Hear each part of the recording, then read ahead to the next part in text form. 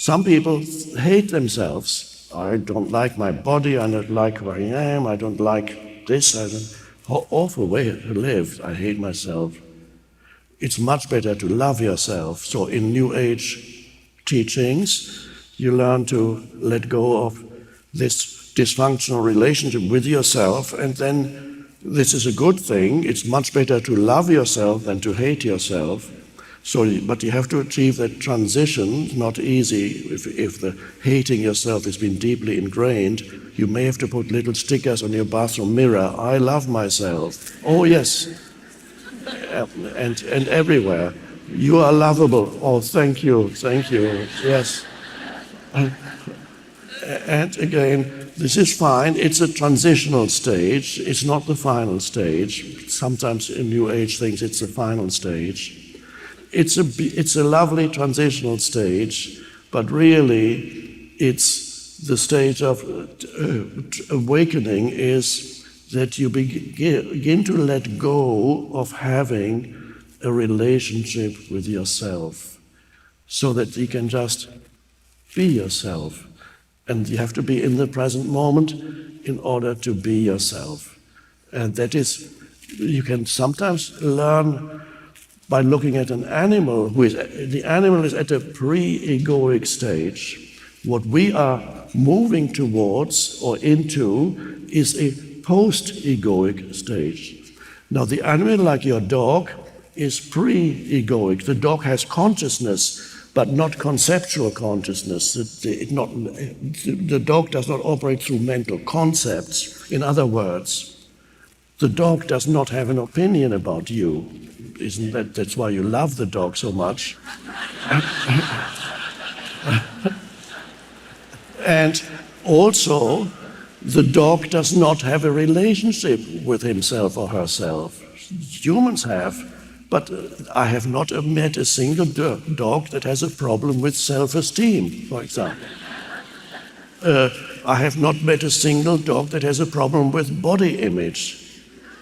Even the ugliest dog is okay.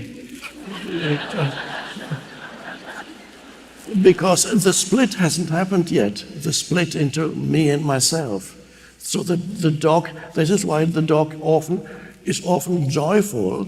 The slightest thing, sometimes if you have a dog, you go away for 10 minutes and you come back home, the dog acts if you had been away for 10 years. He's so happy. And the happy is contagious a little bit, the happiness of the dog, the wagging tail of the dog. Why is the dog so happy? Because the dog does not have a self. The dog is him, her, itself. The dog is, and then the tail goes, life is good. If the dog could say something, he would say, life is good. In the present moment, just give me my food and then it's even better.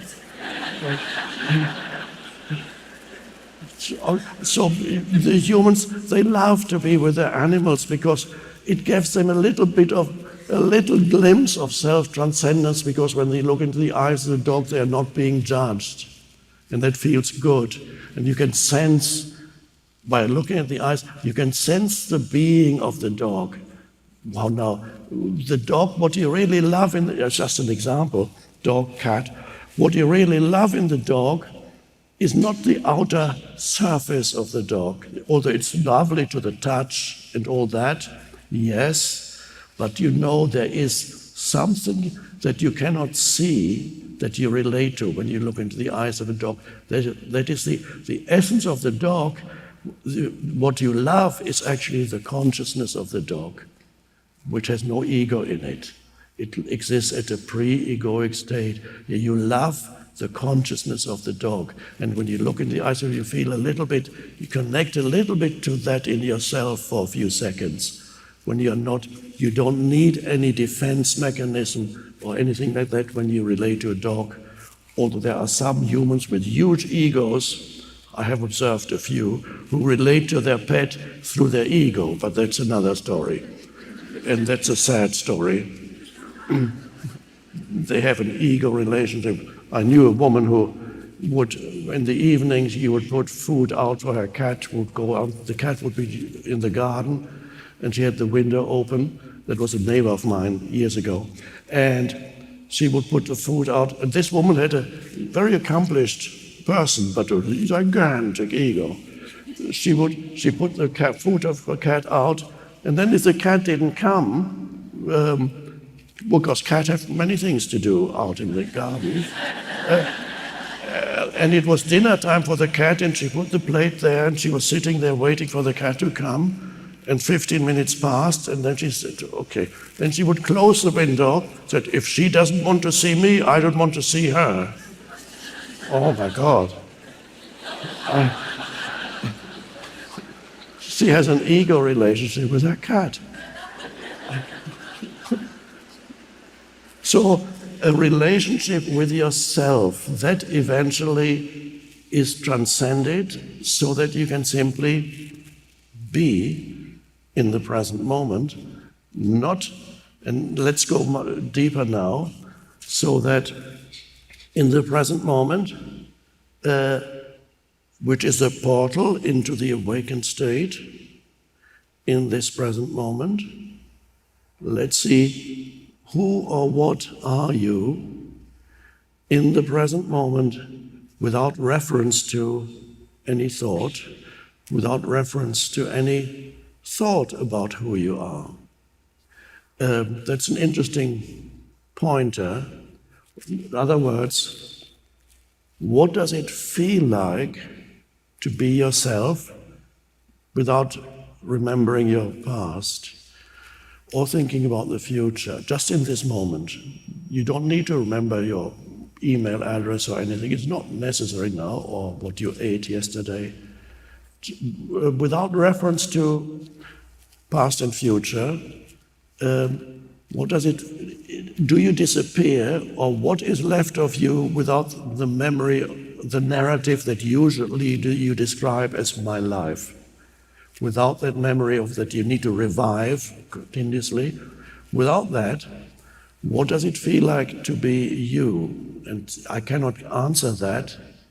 I can only give it to you as a pointer and slow down a little bit as I talk, so that you can perhaps inquire, investigate internally what it feels like. What is the most essential thing about your identity? Are you still there when you don't think about your life, like now? Are you still there, and what is that? I'm not going to answer it, and I don't expect a conceptual answer.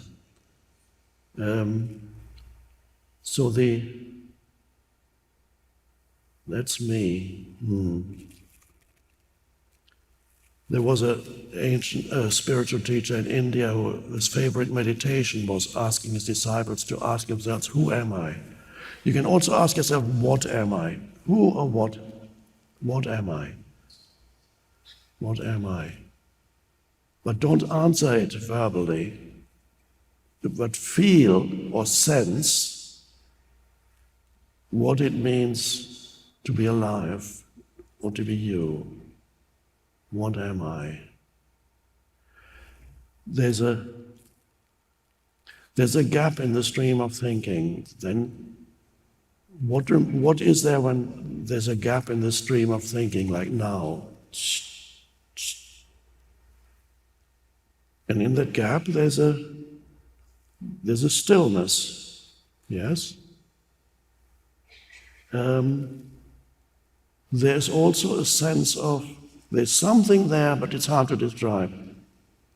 There's a sense of presence, of beingness. And in that sense of presence, of beingness, you know that you are. You know, you can say, I am. You know that without adding any qualifiers to it, without adding anything to the I am. It's the pure sense of being, which is I am. It's very peaceful. You need an alertness to sustain it just for a little bit. Without the alertness, you will immediately fall back into the stream of thinking. But it's not, you don't use willpower to stop your thinking mind. That doesn't really work. So you don't hold your breath in order to stop thinking. It might work for a little while, but then you think even more. It's like a boiling kettle. Hold the lid on a boiling kettle. Just alertness. And so Jesus said, as I said at the beginning, and what I say to you, I say to all, stay awake. In some translations, it's translated as stay alert. What I say to you, I say to all, stay alert. That alertness is consciousness without thought. It seems at first just to be an absence. It seems at first like, okay, stillness, one could say, is the absence of noise, inner stillness, an absence. It might seem at first as a kind of nothingness.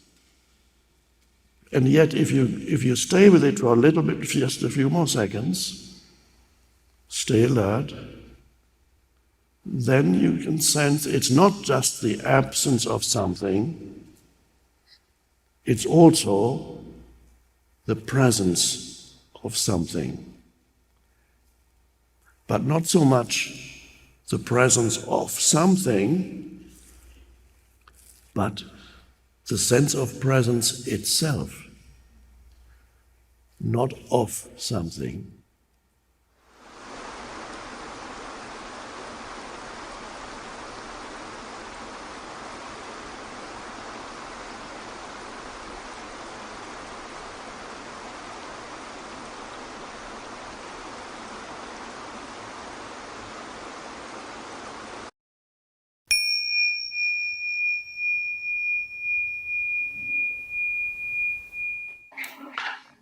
Contrary to popular belief, you don't have to be slow to be mindful,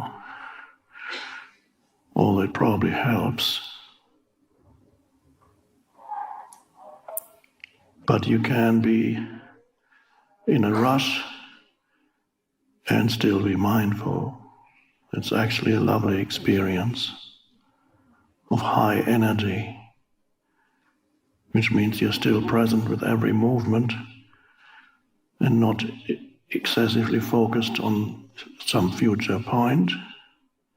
And then you just go. It's wonderful.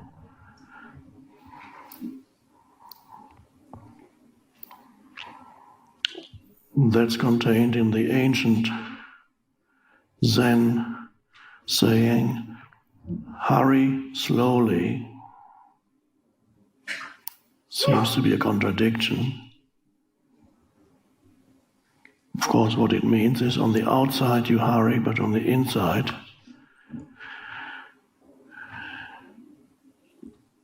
you rest in being, doing, being.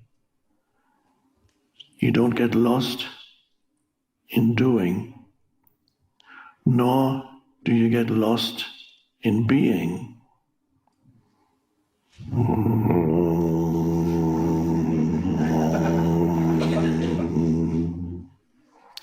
But if I had to be lost somewhere, I'd rather be lost in being, of course.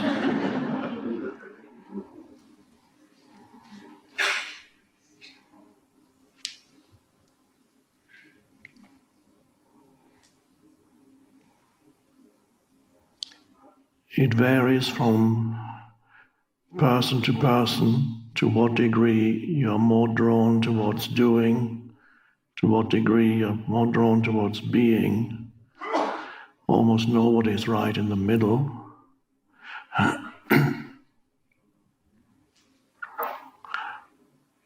I'm more drawn towards being, as you might have noticed. But I'm able to do,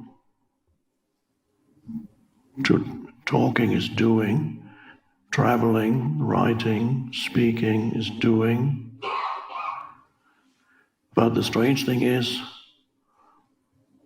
in my case, all the doing that I do, well, not all, but all the significant doing that I do is concerned with pointing the way to being, the speaking, the writing, the traveling.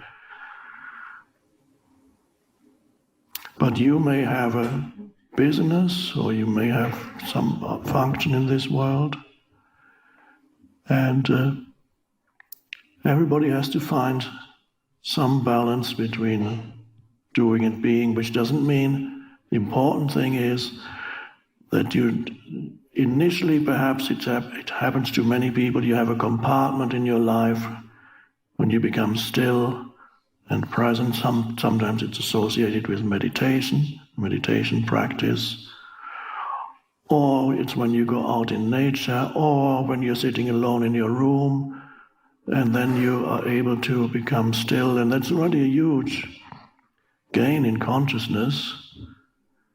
You're able to become still and present and feel the being dimension of you. And then you go back into the world and you start doing again, and for a while you easily lose yourself again in the doing, and you are just as lost as everybody else in the doing until you come back to your meditation practice or to your room or into nature, and then you go back into being. But eventually and gradually the two merge. So when you're doing, you're not totally lost in it, you're not totally dragged along by your mind and by external things that continuously demand your attention. You're able to deal with things, but don't become crazy.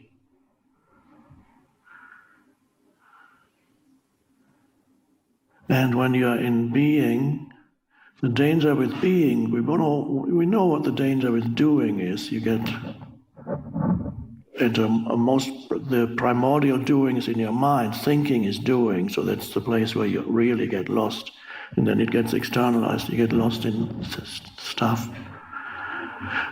But in being, when you go into being, when you're present, you are above, as I put it, you're above thought. Here's thought. This is where the human dimension. And then there's being. Being is not just above, it envelops it all. But for a moment, let's look at it like this, it's helpful. You rise above thought, and your dog is here, below thought. Doesn't mean the dog is not conscious, but the dog does not do thinking the way you do. The dog does not have an opinion about you or about him or herself. So the dog exists below thought, and when you become present, you rise above thought. And below the dog, there's the tree and the plants. They are very deeply still connected with being. The tree there's a consciousness in the tree, but it's impossible for us to conceive of it. You can be sure that it's very slow, and nobody knows how it is aware. It has no self-awareness, of course. But the tree is even more peaceful than the dog. So the tree vibration, this is why trees, now this has been recognized in many ancient cultures. and certain trees were considered sacred, so people had a special relationship with trees. Because before they became so mind-dominated, they had a little bit more sensitivity towards energy fields, and they could sense something in the tree that they called sacred. They could sense the deep stillness within which the tree exists. Whereas modern humans, those who are completely identified with mind, do not have that deep relationship with the tree, except when you become present. Because you look at the tree through your mental concepts. And that's even the moment you name it, the veil has already come up between you and it, and that veil is the concept, that the label that you give it. And then the illusion arises that once you have named something, then the illusion arises that you know what it is. So you've attached a label to something and you think, now I know what it is, it's a tree. It's an oak tree, what else do you want to know? Or you can go more deeply and attach other labels, so you can cut it into little pieces and put pieces under a microscope. You add more labels. That's the conceptual knowing that we've been talking about. It covers up the other dimension, the deeper knowing. When you can be with the tree and join with the tree in that, become aware of that space of stillness in which the tree exists.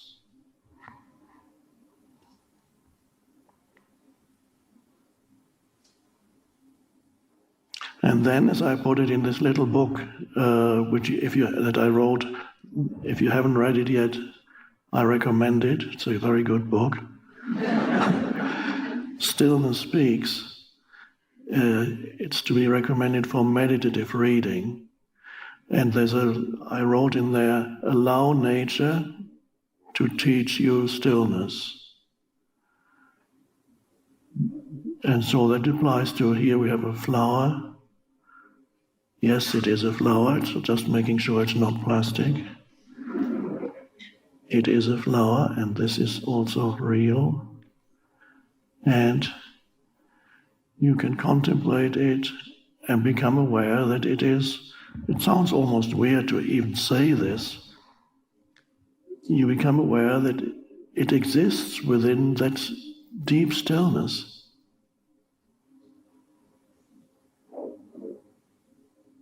And yet there is somehow behind it, there is an intelligence out of which it has come.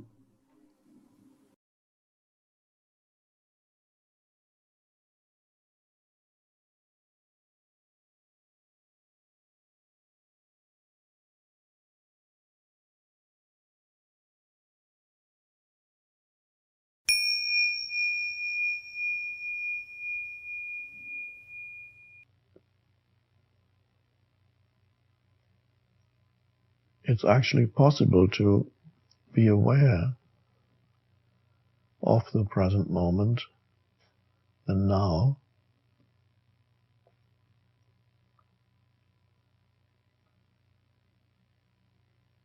and to be aware of the now is the state of presence.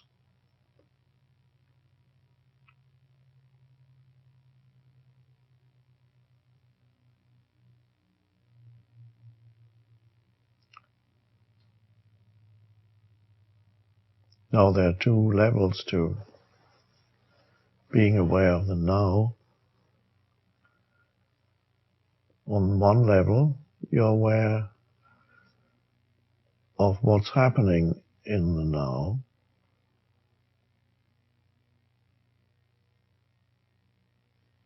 Outside or inside of you.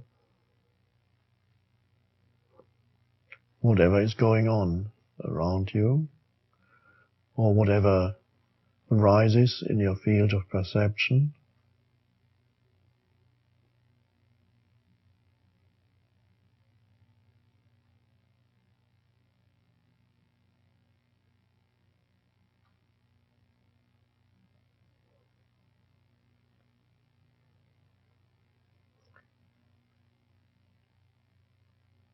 And whatever arises inside you, a feeling or an emotion,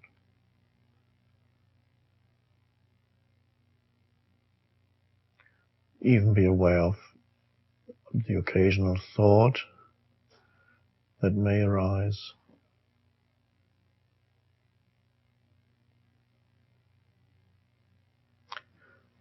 But to be aware of the now is really more than that. There's another deeper level.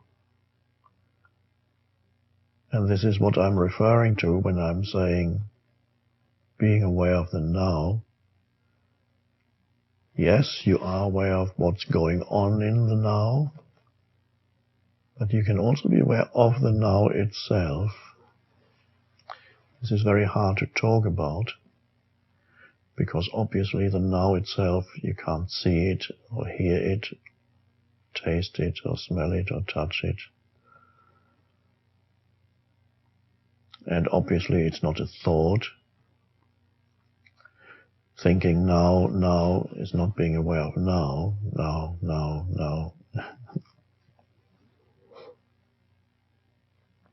So to be aware of the now as something that is deeper than what appears in the now, that's of course the state of presence.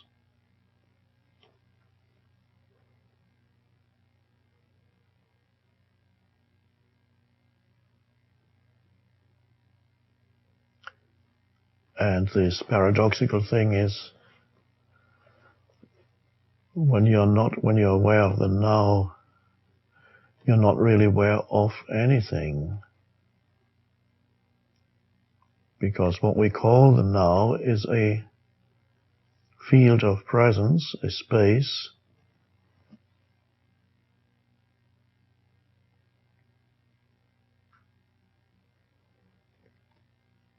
so to be aware of the now is as elusive as being aware of the space outside of you. Usually you're not aware of the space in the room that you're sitting in. You're aware of what's in the room, but you're not usually aware of the space.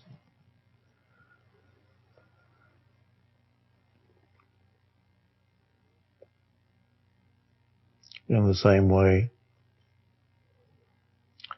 you may be aware of what goes on inside you, in your mind, mental, emotional formations, one thought and another thought. But can you be aware of a deeper level within you that is the equivalent of the space in the room that you're sitting in, and the equivalent of the furniture in your room is your thoughts, the content.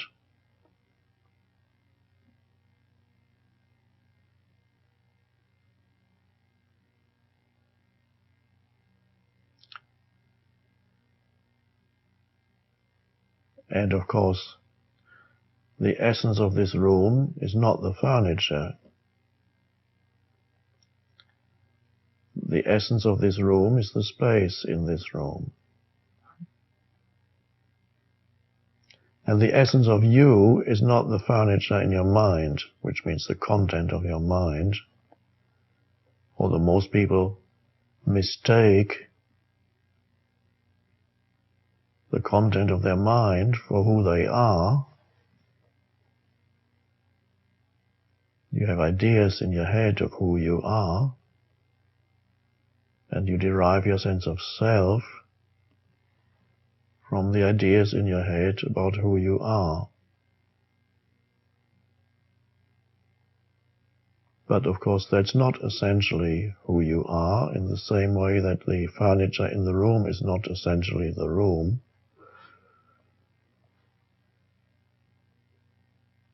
So there's a space in you, so to speak,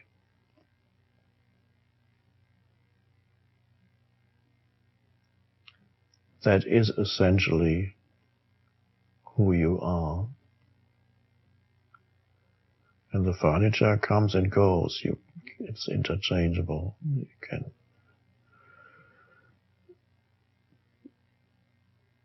When you don't know that space, which is another way of speaking of the now itself, is that inner space in which things appear.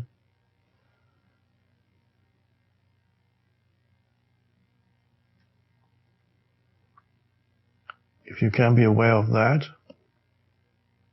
in addition to being aware of what comes into the space, what is in the space, as sense perceptions, thoughts and emotions, which make up your so-called life, if you can be aware of the space in addition to the things that appear in the space, then that is enlightened living,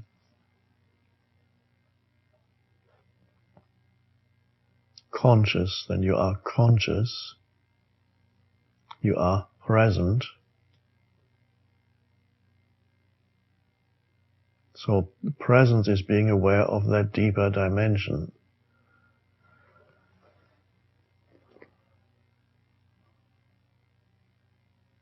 So that you don't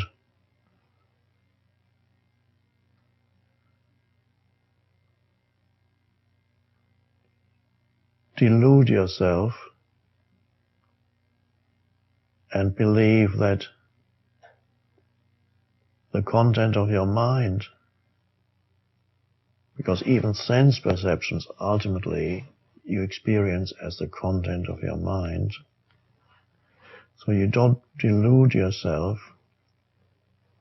into believing that the content of your mind is all there is to you. And the things happening around you, that's all there is. That's your life. Whereas it's only your life situation. Whatever is going on in your life is your life situation.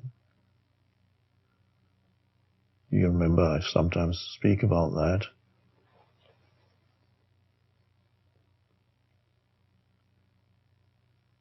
Is that all there is? It's a very impoverished existence when all there is to you in your perception, that is your life situation. Whatever is going on right now, with whatever is going on in your living situation, your work situation, your relationship situation, your financial situation,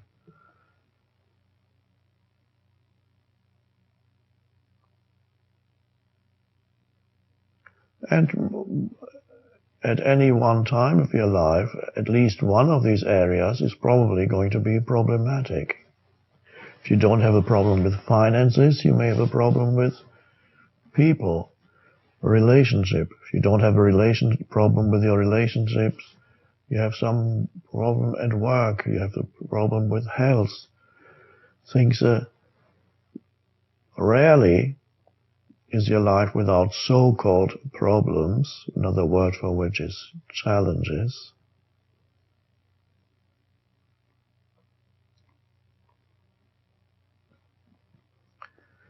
So to look for an end to the challenges so that you can finally take a breath and say, I have arrived. And thinking that by somehow sorting out your life situation, you're going to arrive at a point where you can take that breath and say, I finally arrived. It's not going to happen. You never finally arrive as far as your life situation is concerned, because it's in the nature of life to give you challenges.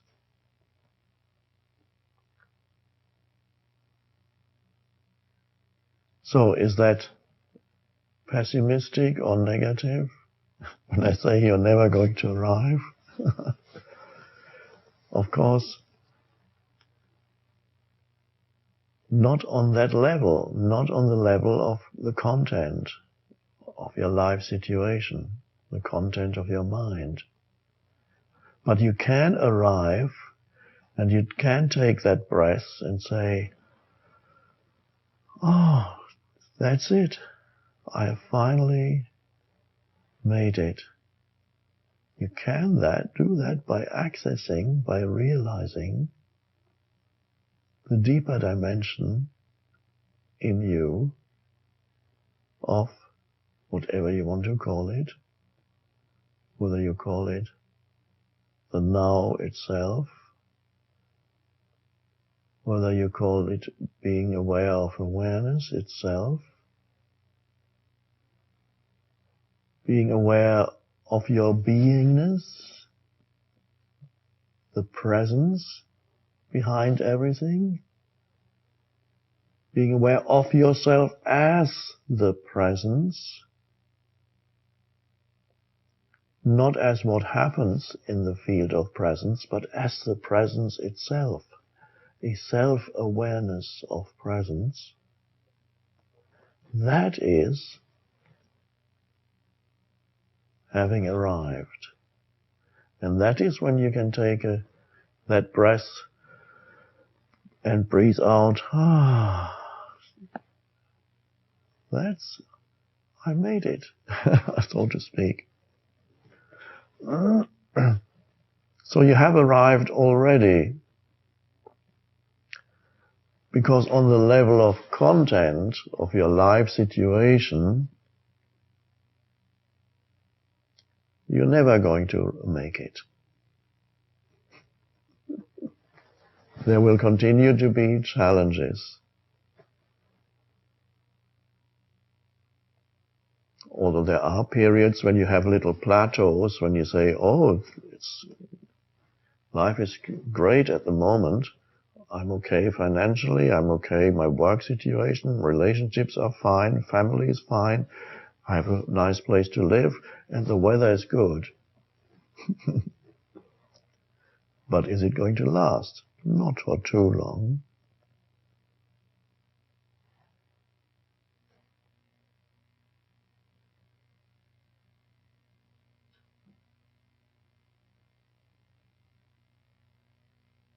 And really, if we even want to use the word happiness,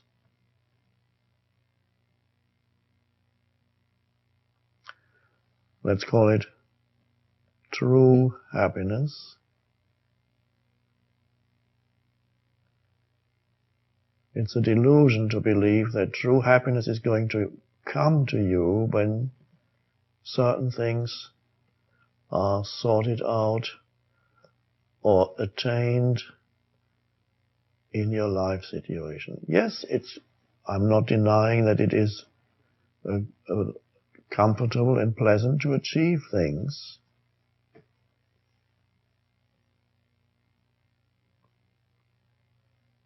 But any achievement is already an end point. So you create this great thing, and there it is, and everybody says, oh, you're great. And then what? Okay. And for a while that might give you satisfaction, and then it doesn't anymore. Or people don't think it's that great anymore.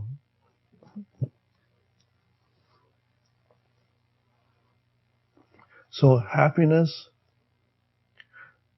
true happiness, arises from that deeper, the realization of that deeper dimension in yourself, That's the source of satisfaction, true satisfaction. And to arrive at it, you don't need more time.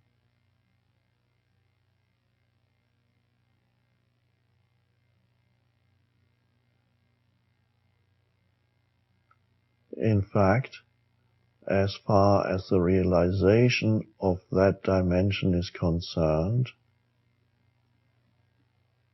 time is the hindrance. That sense of psychological time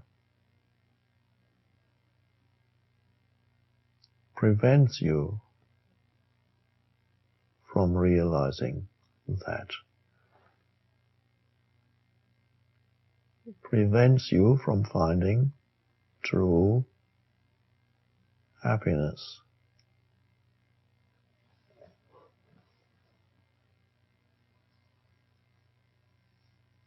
Contentment. Not sleepy contentment, alive contentment.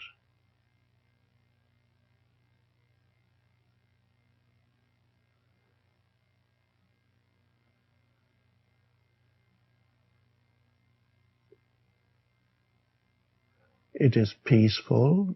Another word for it is inner peace. But there's a dynamic quality to that inner peace.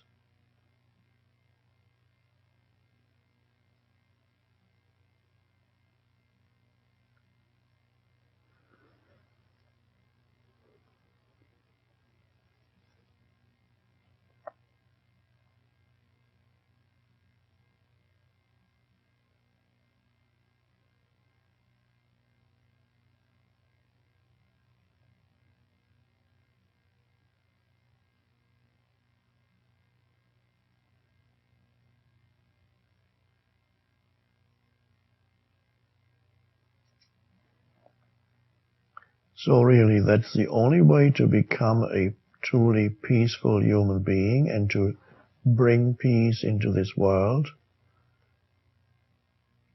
is to access that dimension in yourself.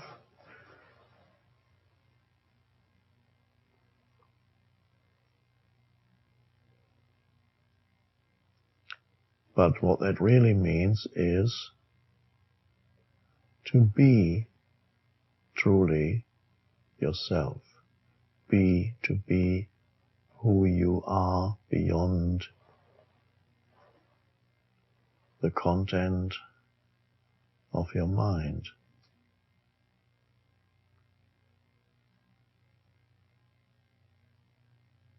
The unconditioned consciousness. Then you become intelligent in the true sense, or rather the one underlying intelligence that pervades the universe can then flow through you and express itself even as the creation of some new form, whatever that may be.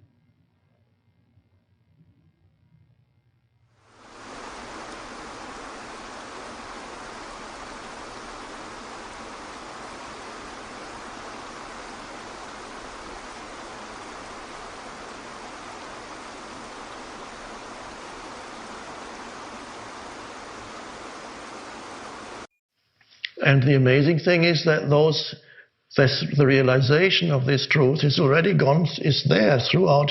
You go back thousands of years and it's already there. It has come out. There's a little thread running through of a few people here and there, always throughout history, have realized that truth. It runs through history. The undercurrent, not the madness of history. There's a thread sometimes it's called the perennial philosophy, that which the timeless truths of human existence has already been there, but very few people were able to realize it. Many people who came into contact with those teachings but were unable to realize them, so they only looked at the teachings through the mind, they misinterpreted, and the very same teaching became part of their false sense of self. This is quite common in religion. All religion points to the transcendent, but what has happened is that in most cases, religion has become part of the false sense of self, the opposite of transcendence. Well, it's funny and sad at the same time. It's probably better to see it as funny.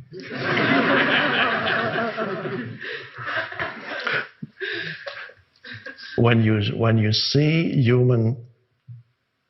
the human dilemma, the human unconsciousness, when you see those basic patterns, or this one basic pattern of delusion, when you see it and recognize it, first perhaps in others, you can see others doing it, and then eventually in yourself, then if you laugh, sometimes you can't help, especially if you see it in yourself, you may begin to laugh, and that's liberating. That's a moment of transcendence too. And then you see all my drama, the last 20 years, 30 years, it's been manufactured by my mind out of nothing, for nothing. Complaining about situations and people and feeling this and that in the sense of self is this, all based on one basic delusion. One basic delusion creating the entire drama of my existence and dreadful suffering. Ooh.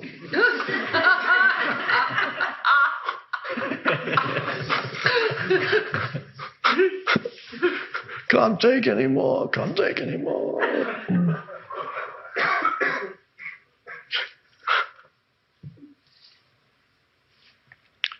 So then it's a beautiful thing then when through this the nightmare of your life turns into a dream that's quite pleasant, because the way in which you experience life changes when the transcendent dimension comes in. It changes the way in which you experience life, because you no longer then experience life through the filter of a false self. And the false self distorts everything that you experience. The false self wants the conflict. The false self wants the unhappiness. It doesn't know that, but why does it want it? Because it strengthens itself through it. So you can see it when you observe people in daily life, how they do it. They want it because it gives them a stronger sense of who they are. It can start with a simple thing like complaining about situations and other people or your own life. Complete distortion, you're looking at through the false sense of self, which through every little complaint strengthens itself. Because when you complain about something, it means something is found deficient. It could be a place where you are. Oh, look at this. Oh, it's dreadful. Or a person that you've just met, and then you complain about him or her.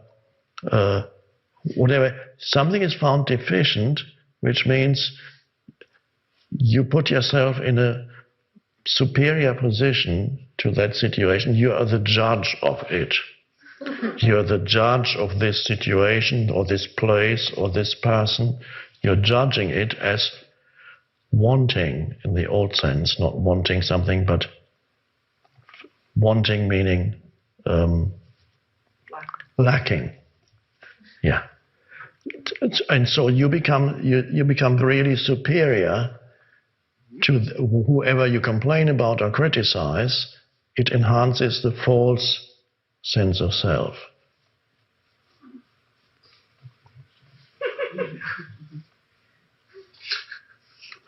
And you can sometimes see it in people who have nothing else to identify with. They run around the street shouting angry obscenities or remarks to everybody who comes past. You. It's their sense of self, their false sense of self strengthens itself through accusing everybody of being bad and evil, or whatever they say. Wow, that gets stronger and stronger. I have to do this because I have nothing else I can identify with. I need those thought forms. It can be very strong. So what we need to learn is take attention out of thinking. That is transcendence. You transcend the primordial forms, which are thoughts. And then in your life you have form and space. In daily life, there's not just forms, one thought after another, one reaction after another, one thing happening after another. Forms. If you're not doing something, you have to think about this and just chasing forms, really forms chasing you, you chasing forms.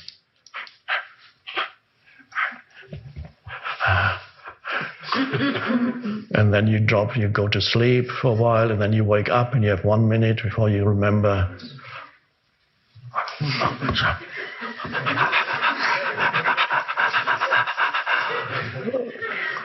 Like the dog chasing the rabbit.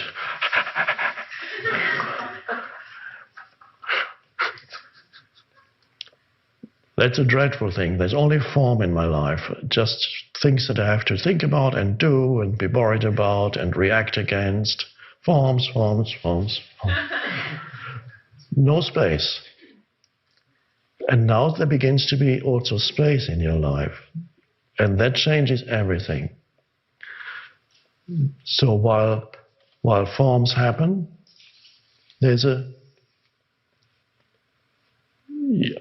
the need compulsively to impose interpretation on what's happening goes, and you allow what is, people, situations, places, which before you would have criticized or complained about. They are as they are. Of course they are as they are. Are they a problem? No, if you don't criticize and complain, they're not a problem. Can you still take action if things need to be changed? Very often action is necessary and perfectly fine without the complaining about it. You take action without complaining, and it's a different action that flows, different energy flows into what you do. So and then you move through life as a spacious being, not a heavily burdened personality. A spacious, that is, nothing else is spiritual, if we want to use the word spiritual. Spiritual has nothing to do with what kind of thoughts go through your head. You can think about angels and God for 24 hours a day. It's not spiritual. Spiritual is not identifying with thought. That's when there is space in you, that's the spiritual dimension. And that's the liberation, that is the transcendence of your mind, the transcendence of, you can call it the transcendence of the world, you can call it the transcendence of time, because this is the time, the space in you is the timeless dimension.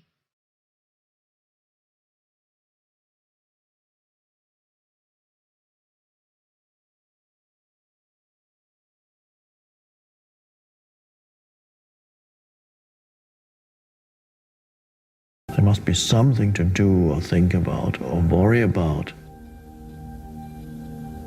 Just endure it, and suddenly you feel alive without mental stimulus.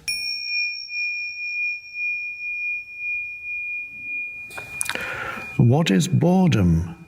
Why this pervasive unsatisfactoriness that I feel everywhere, but most intensely when I'm alone with nothing to do? Pervasive unsatisfactoriness that I feel everywhere, but most intensely when I'm alone with nothing to do. What is this? It's called boredom. That's a good way of putting it, pervasive unsatisfactoriness. And of course, there's a whole industry designed to help you not feel this pervasive unsatisfactoriness. In other words, to stop you from being bored. So you can always, as most people probably do, they always provide their mind with some kind of stimulus. And these days that's not difficult to do. It's available everywhere. So the mind wants to be stimulated. It's always hungry for the next thing. So when people get home from work, immediately the mind needs to go into the next thing. And once you've cooked your dinner and eaten your dinner, then the mind goes into what's the next thing? Is it television? Is it picking up a phone? Is it internet? Is it emailing or texting? As the teenagers too, and many others. There's nothing bad about it. It's fascinating. I recently started occasionally texting, and it's quite fascinating. But what is important to become aware of the mind's demand for food, for stimulus. And if you don't get it, immediately you get into a state of restlessness or pervasive unsatisfactoriness, as the questioner says. You don't feel at home. You don't feel there's something. Of course, that feeling is always there. It's obscured by the mind. So that means if you continuously feed your mind with these things, you never reach the deeper levels within yourself. You're stuck. You have to, at some point, confront the unsatisfactoriness without continuously anesthetizing the unsatisfactoriness and getting some kind of substitute for true aliveness, because that's really what it is. You don't really feel alive, the aliveness, so you need some kind of stimulus to get a sense of being alive. So it's important to be able to just stop feeding the mind all the time. There's enough for the mind to do with the things that it really needs to do. And just sit with yourself and allow boredom to arise without running away from it. Because that's you're beginning to go a little bit deeper, but first you need to feel that.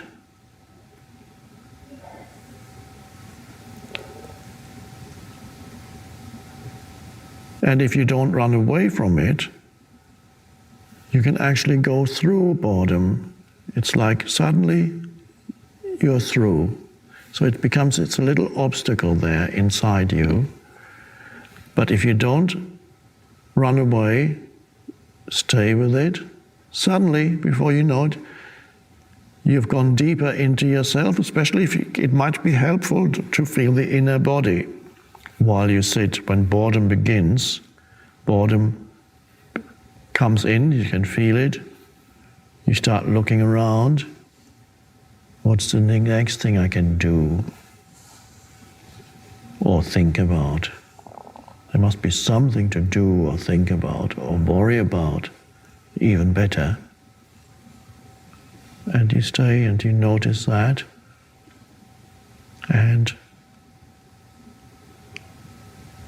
then you just endure that discomfort of the mind not getting enough stimulus, food. And it's not that bad, it's just endure it. And then begin to feel the inner body, the aliveness in your hands, your arms, your feet, your legs. And you've already gone through the threshold of the boredom into something deeper. And suddenly you feel alive without mental stimulus. Much actually more alive than you could ever feel through mental stimulus.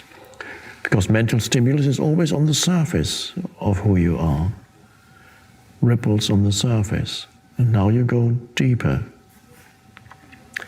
And then you have the ability to sit or stand or lie and be at ease with the here and now.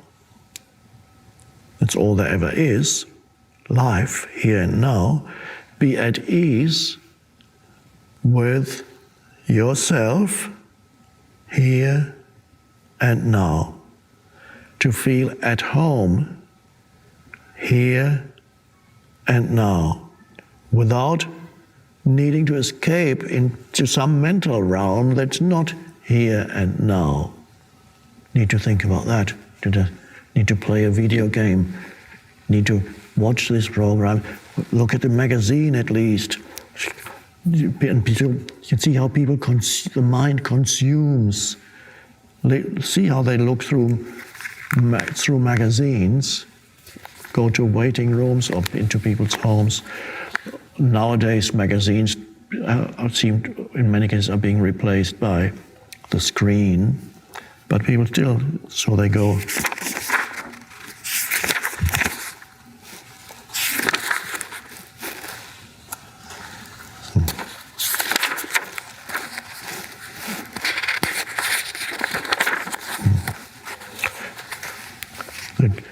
A greedy search for what's the next, and nothing is quite interesting enough. It's always the next thing. So that's the dysfunction. And so the wonderful this ability then grows in you of being rooted in the present moment, in yourself, without needing some mental external stimulus to make you feel complete or alive. In fact, it's only now that you really come to life. There was a famous French philosopher, lived a few hundred years ago. Was it Pascal? Or perhaps, who said, all the problems of humankind can be traced back to man's ability, man includes women, can be traced back or have their origin in man's inability to sit quietly in a room.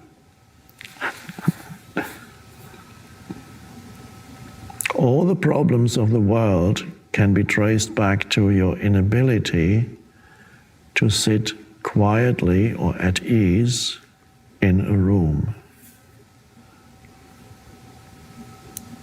Of course, the implications are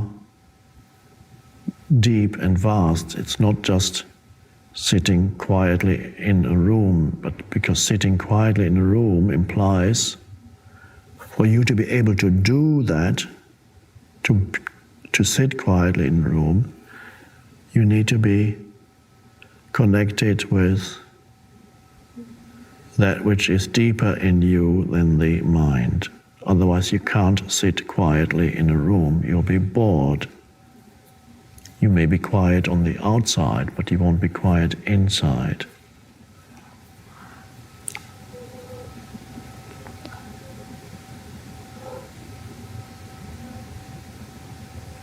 So you go within, use the inner body as a starting point for going deeper and taking your attention away from where it's usually lodged in the thinking mind. So you go through boredom into being. And suddenly you enjoy just being. That's an enormous awakening if you can just enjoy the simple fact of being, and then you, from that state of aliveness of being, you can look around you and find pleasure and satisfaction in what you see or hear or perceive with your whatever sense. The little things around you, their quiet presence, the flowers, the table, the curtains, whatever is there, the sky through the window, the room, the totality of the room, the quietness, and it's all lovely. So you don't need all these substitutes anymore. You may still, of course, you still use the internet or you use it for, but not anymore to continuously, because you cannot stand being with yourself. You can't stand yourself. And that's the reality for most people. You can now think of that or realize what that means, how dysfunctional that is. You can't stand yourself. That's why you continuously run into this and into that and into that.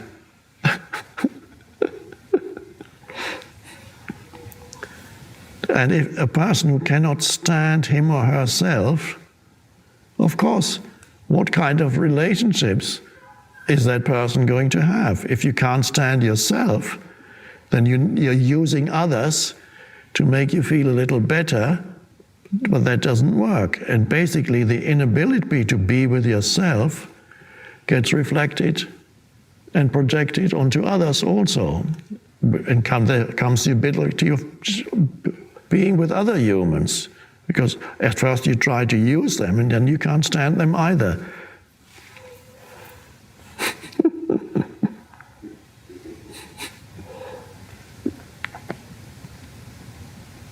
So you have to break through that mental barrier, because otherwise you spend the rest of your life not being able to sit quietly in a room. And as the French philosopher said, all your problems arise there from that inability. Because what it really implies is you are not connected with being. You are not connected with that which is deeper than the mind-made personality, the thinker.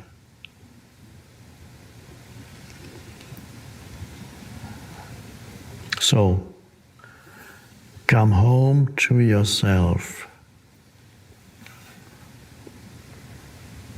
so that you can enjoy your own company. And then you can truly enjoy also other people's company rather than use them as substitutes. Enjoy yourself, as the expression implies. It all starts there.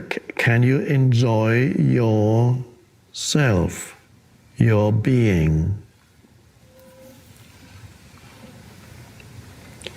Otherwise, nothing will satisfy you, ever, because you're not at ease with yourself. And you take your dissatisfied self wherever you go, into any relationship or any place.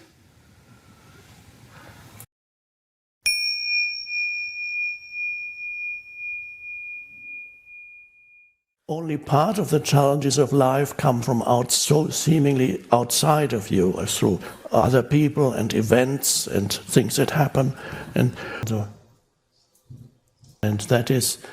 then the challenges that happen also are not the same that they were when you were unconscious and continuously reactive, angrily or despondently, in a very unhappy way, where you actually, through the dysfunctional reaction, what you do, you amplify every challenge that happens in your life. When you cannot face it for what it simply is, when you build up a huge narrative around it, you amplify it. Let's go back to a very simple thing. Your flight is cancelled at the airport, and you get taken over by reactive mode. You walk up to the counter, you start shouting at the employee, how dreadful this airline. You should make sure that your clients are, and you build it up. So what before was a relatively small thing, through your reactivity you amplify it. And what often happens then, the other person amplifies it back. And you get huge drama. And then they call the police and you're dragged away.